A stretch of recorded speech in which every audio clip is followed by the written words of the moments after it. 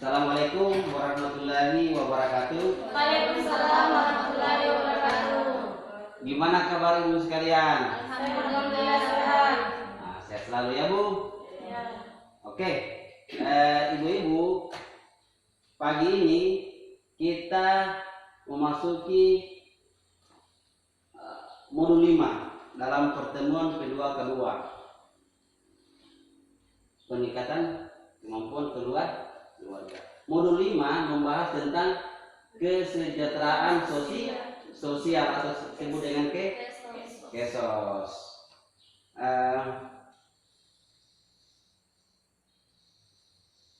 Di modul 5 terbagi 2 sesi atau disebut dengan sesi 13 tentang pelayanan disabilitas, kemudian sesi 14 peningkatan kesejahteraan sosial lanjut usia. Oke, sebelum kita masuk pada pembahasan modul 5 sesi 14 sebentar nantinya saya akan fokuskan, maka sebelumnya saya tanya ibu sekalian, di modul 4 kan ini 5 modul. Modul 4, modul 3, modul 2, modul 1 tentang pendidikan anak, tentang pengelolaan perencanaan usaha, tentang kesehatan dan gizi. Apa sudah bisa dilaksanakan di rumah semua? Insya Allah sudah Pak. Alhamdulillah. Oke, ibu sekalian, kita masuk pada modul kelima pada sesi ke-14. Jadi ini kan 2 sesi. Jadi kita akan bahas pada sesi terakhir, yaitu peningkatan kesejahteraan atau disebut dengan lansia. Ibu di rumah sih, ibu ada di sini yang lansia? Ada. Oh, sudah masuk lansia ya? Nah, oke. Terus yang lain di rumahnya ada lansia? Ada. Berarti orang tua sendiri atau apa? Mertua. Itu bagian daripada keluarga kita. Oke. Sudah ada gambaran tentang lansia, seperti apa lansia itu? Nah, ada yang bisa artikan, definisikan tentang lansia? Baik, saya bantu. Jadi secara definisi, lansia adalah proses kehidupan semua termasuk manusia. Lansia adalah dari sudut pandang kesehatan, proses menghilangnya secara perlahan-lahan kemampuan jaringan untuk memperbaiki diri, mengganti dan mempertahankan fungsi normalnya, sehingga tidak dapat bertahan terhadap infeksi dan memperbaiki kerusakan yang diderita. Ini dalam pengertian lansia. Atau bahwa usia lanjut adalah golongan penduduk atau populasi berumur 60 tahun hingga 65 tahun ke atas. Ini tentang lansia lanjut usia.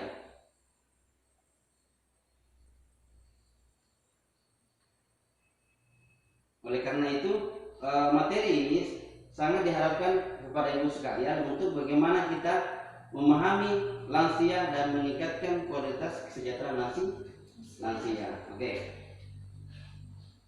Itu langkah yang pertama. Kemudian selanjutnya, ibu-ibu, siapa saja yang tinggal di rumah kita, yaitu lansia, baik itu laki-laki maupun perempuan, atau bapak kita maupun ibu kita, atau sebutan daripada kakek atau nenek yang dipanggil oleh cucu. Oke.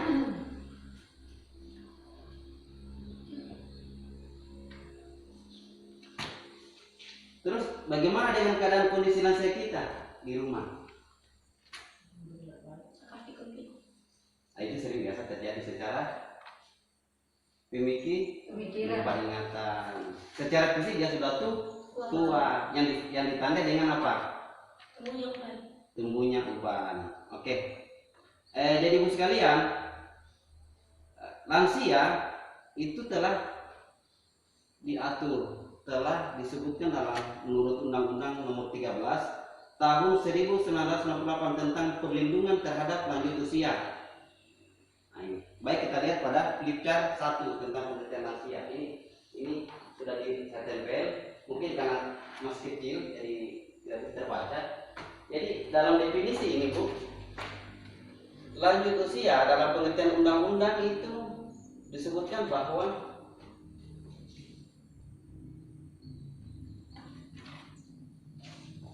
usia pertengahan dari usia 45 sampai 59 tahun. Sedangkan lanjut usianya dari usia 60 sampai 70. Nah, terus ibu di belakang usia berapa?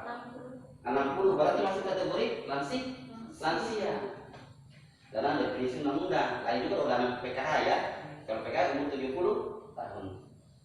Kemudian untuk lanjut usia tua, nah ini lanjut usia tua dari umur berapa? 75 sampai 90 tahun. Sedangkan masih yang sangat tua, kategorinya dari di atas umur 90 tahun.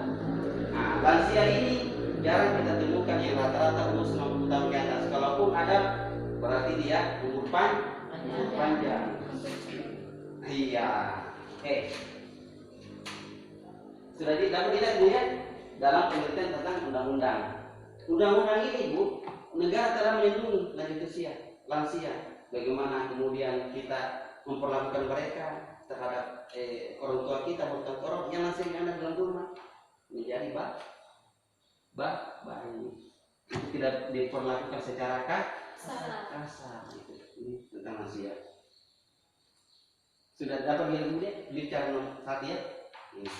Kemudian saat ini Bapak sekalian, rupanya lansia itu menjadi tanggungan oleh negara, masuk dalam program keluarga harapan PKH. Untuk lansia dalam PKH umur berapa? 70 tahun, 70 tahun ke atas. Nah, ini dimasukkan dalam PKH. Diberikan bantuan oleh negara.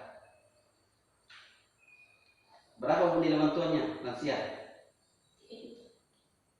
Kalau hitungannya saat ini yang biasa dia terima tiap bulan berapa? 200 per 3 bulan dapat 600 setelah lansia. Sekarang itu diberikan dalam bantuan program keluarga harapan. Kemudian selanjutnya Ibu sekalian dapat dilihat pada literatur 2, mengapa lansia perlu diperhatikan. Nah, di sini literatur 2, mengapa kemudian perlu diperhatikan lansia? Mengapa harus peduli terhadap lansia? Karena yang pertama ini adalah merupakan amanat undang-undang. Sudah diatur. Negara sudah menganggap lansia harus diperlakukan secara baik. Itu negara. Dulu dalam tinjauan agama, kalau tinjauan agama memang sudah sebagai anak tentu harus berbakti kepada orang tua. Sebab kenapa? Karena kita pernah dibesarkan orang tua kita, sehingga balas budinya adalah berbakti kepada orang tua. Oke, sudah dimengerti Bu ya? Nah, semoga ini dapat dipraktikkan di rumah. Kita masuki langkah selanjutnya, memahami lansia.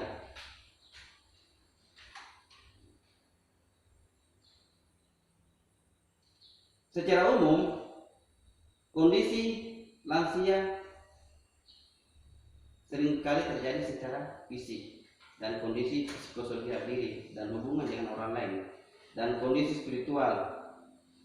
Ini biasa terjadi pada kondisi fisik tadi, yaitu apa disebutkan tadi? Nah, itu salah satunya, kondisinya secara fisik.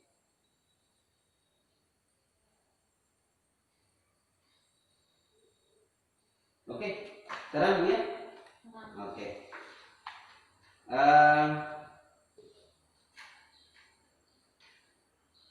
Selanjutnya kita akan masuk pada langkah selanjutnya, yaitu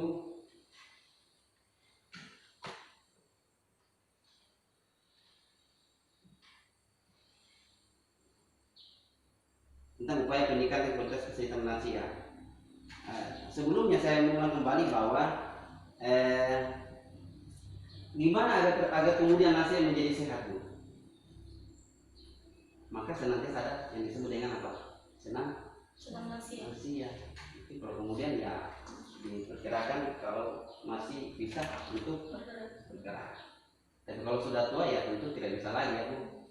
Nah, harus di rumah. Nah, oke, kita masuk pada langkah selanjutnya, upaya peningkatan kualitas kesehatan lansia. Ibu sekalian, yang dilakukan adalah olahraga ringan seperti jalan santai, senam. Nah, inilah kondisi yang bisa dilakukan lansia. Untuk apa? Sehat itu perlu. Sebab kenapa? Lansia ketika sudah memasuki umur yang sudah sangat, itu adalah rentan. Sehingga untuk senantiasa menjaga kesehatannya, inilah poin-poin terpenting. Bu, sudah dapat melihat Ibu ya? Nah, bisa sudah dapat dilihat. Ini adalah peningkatan kesehatan manusia. Oke Bu, sebagai penutup Bu, Ibu sekalian, bahwasanya lansia perlunya diperhatikan dalam kesejahteraan. Jadi yang dimaksud adalah kita senantiasa memperhatikan lansia yang ada di dalam rumah kita, baik dari segi makanannya, ya, dari segi fisik. Sebab lansia itu apabila sangat rentan dia terhadap gangguan-gangguan seperti stres bawaannya, baru kemudian kita membuat stres dia di rumah, maka akan menjadi stres. Sebab kenapa? Orang tua itu kalau sudah lansia itu banyak pikiran mau mati, ada saja, sehingga sangat rentan terhadap lansia. Nah, bagaimana kemudian ini kita sebagai anak memperlakukan orang tua kita? Maka memperhatikan, apalagi ini telah diatur oleh undang-undang tentang bagaimana memperlakukan lansia menjadi baik. Oke, cukup Ibu sekalian. Modul 5 yang kita akan bahas, yang sudah kita bahas pada sesi 15, peningkatan kesejahteraan sosial lanjut usia. Oke, terima kasih. Semoga ini Bu bisa dipraktikkan di rumah, tentang orang tua kita, lansia kita yang ada di rumah dapat diperhatikan sebaik mungkin. Oke. Nah, demikian, terima kasih Bu sekalian atas waktunya. Saya ucapkan Assalamualaikum warahmatullahi wabarakatuh. Waalaikumsalam warahmatullahi wabarakatuh.